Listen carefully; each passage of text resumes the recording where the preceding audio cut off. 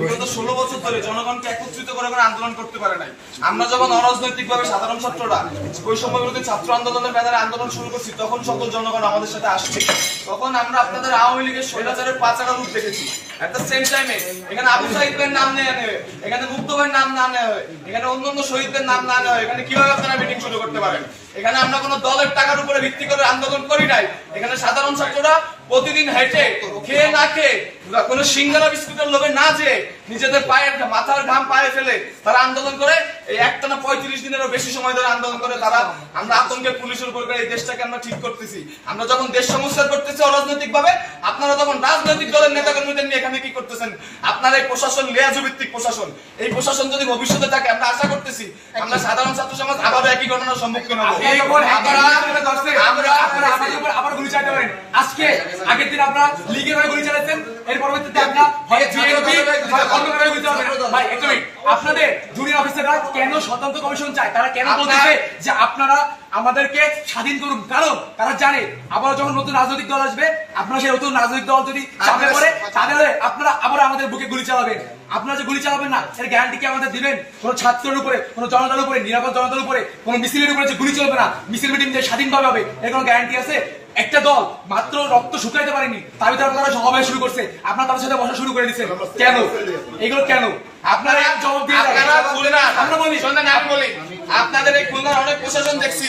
সেদিনকে আওয়ামী লীগের আমাদের যখন জোর করে তুলে নিয়ে যাওয়া হয়েছে, আওয়ামী লীগের অনেক আতিপাতি নেতারা আপনাদের আশপাশ দিয়ে ঘুরছে, আপনারা কোনো প্রতিবাদ করতে পারেন নাই। যেহেতু আপনি পুলিশ কমিশনার সেদিনকে কোনো প্রতিবাদ করতে পারেন নাই সন্ত্রাসীদের বিরুদ্ধে।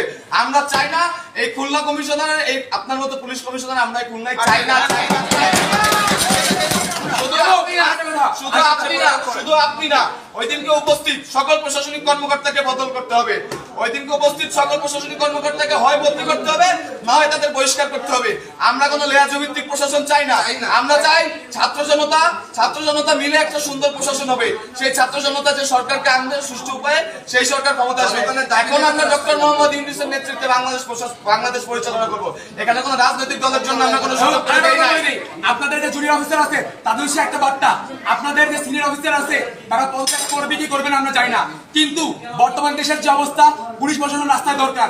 আপনারা অঞ্চলে অঞ্চলে ডাকাতি হত্যাযজ্ঞ থামান, রাস্তায় ফিরে আসেন। সিনিয়র অফিসারদের কমান্ড লাগবে না, আপনারা নিজ নিজ থানার আন্ডারে আপনারা কাজ করেন। প্রয়োজনে এই যে আপনাদের 11 দফা দাবি আছে, এইগুলো দেশ ঠান্ডা হওয়ার পরে, কেয়ারটেকার গভর্নমেন্ট নেওয়ার পরে আবার ঠিক করা যাবে। আমরা দাবি করতেছি এই ধরনের যারা লিয়াজু ভিত্তিক উপরের কমিশনার আছে বা ওসি আছে তাদেরকে আমরা সরাবো ইনশাল্লাহ। কিন্তু বর্তমানে দেশের যে অবস্থা, আপনার দেশের শৃঙ্খলা ঠান্ডা করার জন্য আপনারা আগাবেন। এসএম কামাল হোসেন টেবিলে থাবা দিয়ে আমি সেদিন সাহস করে বলছিলাম আপনার প্রধানমন্ত্রীকে এই 9 দফা দাবি মানতে হবে, জাতির কাছে ক্ষমা চাইতে হবে। সেদিন এসএম কামাল হোসেন যখন থাবা দিয়ে বললেন, তখন কোথায় ছিল এই প্রশাসন? আমি কেএমপি হেডকোয়ার্টার নিজ দায়িত্বে কথা দিয়ে ঠেকালাম যে স্যার আমার ছাত্ররা কোনো ভাঙচুর করে না, এরা দুষ্কৃতকারী না, আপনার কেএমপি হেডকোয়ার্টারে কিচ্ছু হবে না। এই কথা দেওয়ার পর আমি যখন শান্তিপূর্ণ মিছিল নিয়ে ফেরত যাচ্ছিলাম, তখন কেন সেখানে দায়িত্বরত এপিবিএন এবং পুলিশ আমার উপর গুলি চালালো? স্যার আমার শরীরে 11টা গুলি লেগেছে, 11টা গুলি লেগেছে স্যার, 11টা গুলি, 11টা গুলি, এখানে 11টা গুলি লেগেছে। সেই প্রশাসন রাতের অন্ধকারে, আপনারা সেই প্রশাসন রাতের অন্ধকারে আরেকজন নামে মুছে বন্ধ করছেন। 11টা গুলি এখন একটা লাস্ট এই জনগণ কি না না আমার এই লাস্টটাই চুপ থাক। একটা কথা, তাদের সাথে মিটিং এ বসছে, আপনারা আজকে গুলি চালাচ্ছেন, সামনে থেকে আবার গুলি চালাবেন। আরে যাও গুলি চালাবেন, আমাদের কাছে আপনারা গুলি চালাচ্ছেন। আমার শিবির এরা দখল হচ্ছে। আরে ভাই কথাটা শেষ করতে দে। একটা ব্যাপার আমরা প্রথমে যেটা বলতে চাই, প্রশাসন আমাদের দরকার। প্রথম কথা, প্রশাসন আমরা চাই, তবে আমরা প্রশাসনের যে নৈতিকতার যে অবক্ষয় দেখেছি, স্পেশালি আমি পুলিশ বাহিনীকে বলবো, তাদের এই নৈতিক অবক্ষয়ের কারণে আজকে পুলিশ প্রশ্নবিদ্ধ, এবং আমরাও এই ক্ষেত্রে ব্যতীত যে আমাদের অনেক পুলিশ মারাও গিয়েছে। বাট তাদের এই নৈতিকতা যদি থাকতো তাহলে আজকের এই সিচুয়েশন দেখা লাগতো না। তবে আমরা কোনো রাজনৈতিক দলকে এখানে প্রমোট করার জন্য আমরা ছাত্র সমাজ এখানেও আসিনি এবং সারা বাংলাদেশে আছেন আন্দোলন করি।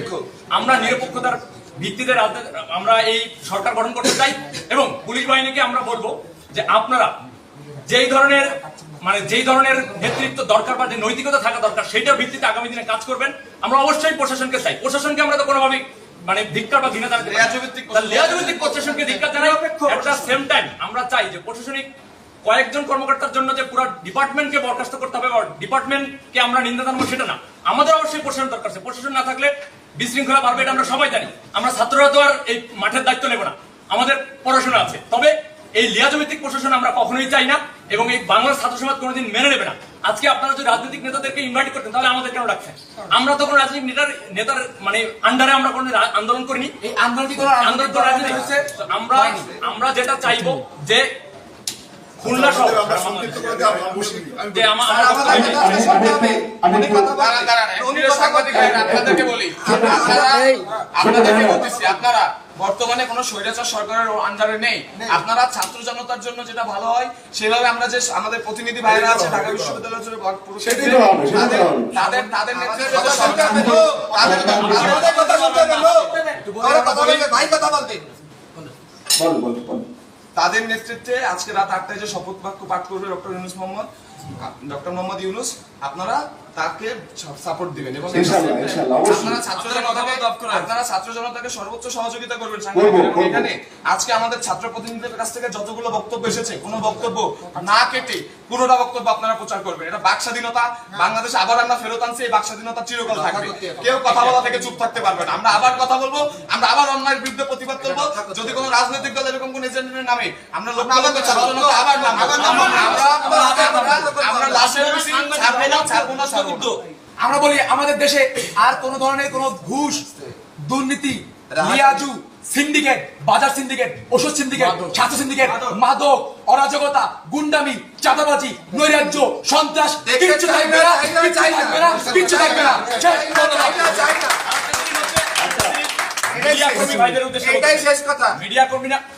মিডিয়া কর্মীদের উদ্দেশ্যে বলতে চাই যে ভাই, আপনারা যারা আমাদের সাথে ছিলেন এই আন্দোলনের শুরু থেকে, এবং আমি মিডিয়া কর্মী অনেকের সাথে কথা হয়েছে, তারাও এতদিন বাক স্বাধীনতা প্রকাশ করতে পারেন নাই। তবে আজকে থেকে না, আন্দোলন যেদিন থেকে সরকার পতন হচ্ছে সেদিন থেকে আপনারা এই স্বাধীনতা প্রকাশ করছেন, আগামী দিনেও করবেন। আপনারাও না হলে পরিস্থিতি হবেন জাতির কাছে, এই শিক্ষার্থীবৃন্দদের সমাজ তাদের কাছেও, আপনাদের কাছে আপনাদের নৈতিকতা যেন থাকে। সব কোনো বাহিনীকে প্রতিটা মানুষই হচ্ছে যদি অন্যায় করে তারা প্রশ্নবিদ্ধ হবে। এটাই আমার বাংলাদেশ স্বাধীন, আমার একটা কথা, বাংলাদেশ স্বাধীন। আমরা এখনো কাজে গেলে এখনো আমাদেরকে অনেকে বাদ দিবে। প্রতিটা মানুষই হচ্ছে যদি অন্যায় করে তারা প্রশ্নবিদ্ধ হবে। এটাই আমার বাংলাদেশ স্বাধীন, আমার একটা কথা, বাংলাদেশ স্বাধীন। আমরা এখনো কাজে গেলে এখনো আমাদেরকে অনেকে বাদ দিবে।